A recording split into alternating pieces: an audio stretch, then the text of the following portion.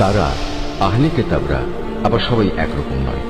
তাদের মধ্যে এমন কিছু লোক আছে যারা সত্য ও ন্যায়ের উপর অবিচল হয়ে দাঁড়িয়ে আছে, যারা সারা রাত আল্লাহর কিতাব পাঠ করে এবং নামাজ পড়ে। তারা আল্লাহ তাআলা ও শেষ বিচার দিনের উপর ঈমান রাখে এবং মানুষদের তারা ন্যায় কাজের আদেশ দেয় ও অন্যায় কাজ থেকে নিষেধ করে। সৎ কাজে এরা প্রতিযোগিতা করে। এ ধরনের মানুষেরাই হচ্ছে মূলত নেক লোকদের অন্তর্ভুক্ত। তারা যা কিছু ভালো কাজ করবে প্রতিদান দেওয়ার সময় তা কখনো অস্বীকার করা হবে না, কারণ আল্লাহ তাআলা পরেজগার লোকদের ভালো করেই জানেন। একথা সুনিশ্চিত, যারা আল্লাহ তাআলাকে অস্বীকার করে তাদের ধন সম্পদ সন্তান সন্ততি আল্লাহ তাআলার মোকাবেলায় তাদের কোনোই উপকারে আসবে না, বরং তারা হবে নিশ্চিত জাহান্নামের অধিবাসী। সেখানে অনন্তকাল তারা পড়ে থাকবে।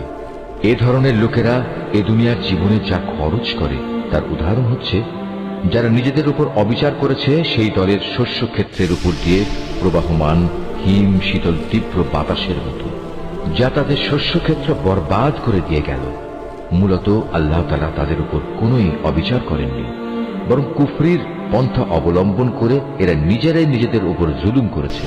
হে ঈমানদার ব্যক্তিরা, তোমরা কখনো নিজেদের দলভুক্ত লোকজন ছাড়া অন্য কাউকে নিজেদের অন্তরঙ্গ বন্ধু হিসেবে গ্রহণ করো না, কেননা এরা তোমাদের অনিষ্ট সাধনের কোনো পথেই অনুসরণ করতে দ্বিধা করবে না। তারা তো তোমাদের ক্ষতি ও ধ্বংসই কামনা করে। তাদের জঘন্য প্রতিহিংসা ও বিদ্বেষ তাদের মুখ থেকেই এখন প্রকাশ পেতে শুরু করেছে। অবশ্য তাদের অন্তরে লুকানো হিংসা ও বিদ্বেষ বাইরের অবস্থার চাইতেও মারাত্মক।